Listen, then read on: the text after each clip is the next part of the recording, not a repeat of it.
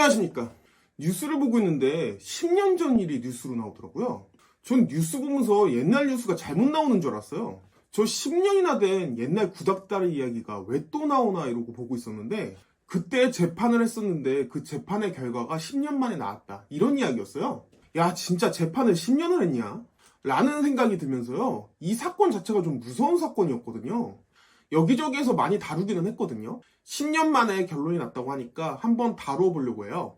약 10년 전에 한 직원의 실수로 460억 정도로 날리고 파산한 한맥투자증권에 대한 이야기예요. 10년 만에 소송 결과가 나왔다고 해요. 그 부분에 대해서 이야기를 한번 해보려고 하는데요. 요즘에 모든 게 다 전산화가 되다 보니까 실수를 하면서 이렇게 큰 돈을 날리게 된 사건이거든요.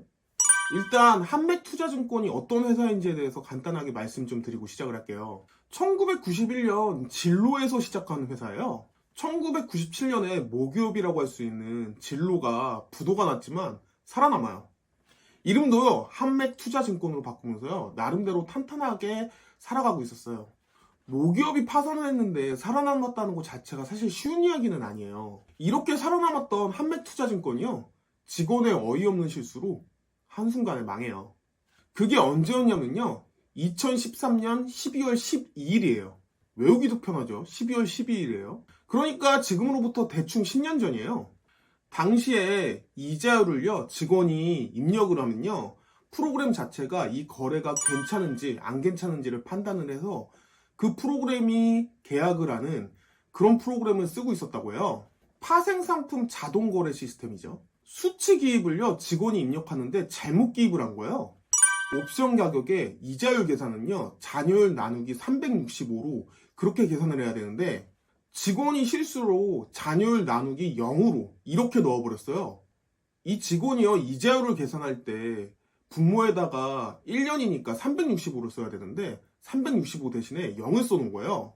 그러니까 모든 상황에서 다 이익을 낼 수 있다고 프로그램이 잘못 판단해서 어마어마한 주식의 양을 사버려요. 팔아야 하는 물건은 엄청 싸게 팔아버리고요, 사야 되는 물건은 또 엄청 비싸게 샀는데 그것도 어마어마하게 계약을 해놨죠. 직원이 실수를 깨닫고요, 143초 만에 컴퓨터 전원 코드를 뽑아버렸다고 하는데요, 그 약 2분이 조금 넘는 시간에 37,900여 건의 계약이 이루어져요. 이로 인해서 462억 원의 손실이 발생했어요. 그래서 이 당시에 이것 때문에 당시 코스피 200 지수가 15분 동안 요동을 쳤다고 하네요. 이런 한 회사 직원의 실수로 주식시장 자체가 요동을 치고요, 한맥투자증권이라는 기업 자체가 망해버린 사건인데요. 당시에 한맥투자증권 대표가 주식거래소에 전화를 해서 그 거래를 취소해달라고 이야기를 했대요. 근데 한국거래소에서는 거래를 취소할 수는 없고 구제 신청을 하라고 했다고 하네요. 근데 구제 신청이라는 게 거래 하나하나마다 다 일일이 해야 되는 거고, 그리고 시간 제한도 있었다고 해요. 오후 3시 30분까지, 그 당일 오후 3시 30분까지 했어야 되는데 결국에는 37,900개를 어떻게 다 했겠어요. 몇백 개 하다가 못했다고 해요. 거래의 대부분은 구제 신청을 못했고요, 한맥투자증권이 잘못된 거래니까 그 주식을 산 사람이나 판 사람들한테 거래를 취소해달라고 이야기를 했는데, 우리나라 기업들은 몇 군데서는 취소를 해줬다고 해요. 진짜 우리 망한다고 제발 좀 취소 좀 해달라고 이렇게 부탁을 했겠죠. 근데 이때 가장 이득을 본 게 외국계 회사 2개가 있었는데, 미국계 금융사 한 곳에서 340억 정도의 수익이 난 상황이었다고 해요. 이 미국계 회사에서 내가 이 돈을 왜 줘야 되냐? 라고 따진 거죠. 우리는 못 준다, 배째라, 이렇게 나온 건데, 근데 사실 한두 푼도 아니고 350억이나 되는 돈을, 그것도 외국계 투자회사에서 돌려줄 리가 없죠. 입장 바꿔서 만약에 내가 350억을 받았다고 하면 주겠어요? 결국요, 한맥투자증권은 파산해요. 이게 앞에서도 말씀드렸지만 10년 전의 일이에요. 이 사건의 법정 싸움이요, 10년이 지난 이제서야 끝난 거예요. 한맥투자증권에서 이득을 챙긴 외국계 회사에 소송을 걸었는데요, 360억 정도의 이득을 본 거에서 100억 정도만 돌려줘라, 이렇게 이야기를 한 건데요. 회사는 이미 망한 상태고 어느 정도라도 회수를 하고 싶었던 것 같아요. 10년 만에 결론이 나왔는데 대법원에서 거래를 되돌릴 수 없다, 이렇게 이야기를 했어요.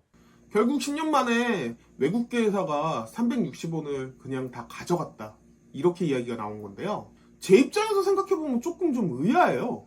이자율 계산할 때 분모에다가 365를 넣어야 되는데 0을 넣었다고 했잖아요. 근데 사실 분모에 0이 들어가면 계산 자체가 성립을 안 해요. 수학적으로 보면 분모에 0은 못 들어가거든요. 애초에 계산이 안 되는 식을 입력을 했다는 건데 프로그램 자체를 만들 때 그런 부분을 인지하지 않고 매우 작은 숫자를 넣어서 계산한 것처럼 그렇게 인식이 되게 되어져 있던 것 같아요. 애초에 직원의 실수도 직원의 실수지만 없는 숫자 가지고 넣어서 계산한 거거든요. 근데 그게 잘못된 계산을 해서 그렇게 잘못된 계약을 엄청 많이 했다는 얘긴데 이게 그대로 거래가 된다는 것 자체가 좀 문제가 있는 것 같아요. 당연히 롤백을 해주는 어떤 제도적인 보완이 좀 필요해 보이는데요. 진짜 인간이기 때문에요. 아무리 노력해도요. 실수가 나올 수밖에 없다고 생각을 해요. 아무리 사람이 정확하게 한다고 해도 실수 하나 나와가지고 450억이나 손해를 봐서 회사가 망한다? 이거는 좀 아니죠. 그리고 그 실수를 10년 동안 법정 싸움을 해서 졌다? 물론 질 수밖에 없는 상황이라고 생각은 하는데요. 10년이라는 시간은 길어도 너무 길어요. 사실 아무리 길어도 한 3, 4년이면 결론이 나야 되는 거 아닌가 싶은데요. 10년 동안 법정 싸움을 했으면 사실은 그쪽도 손해본 게 어마어마한데 계속 쫓아다니고 있었다는 얘기잖아요. 세상은 나날이 발전하는데 법원이 그 속도를 따라오면 당연히 안 된다고 생각은 하거든요. 너무 빨리 처리를 하면 정말 짜잘한 것까지 다 법정 싸움 와가지고 난리치겠죠. 그래도 그렇지 10년 동안 진행이 된다는 건 개인적인 생각에는 정말 좀 쇼킹했어요. 이게 옛날에도 굉장히 크게 떠들었던 사건이거든요.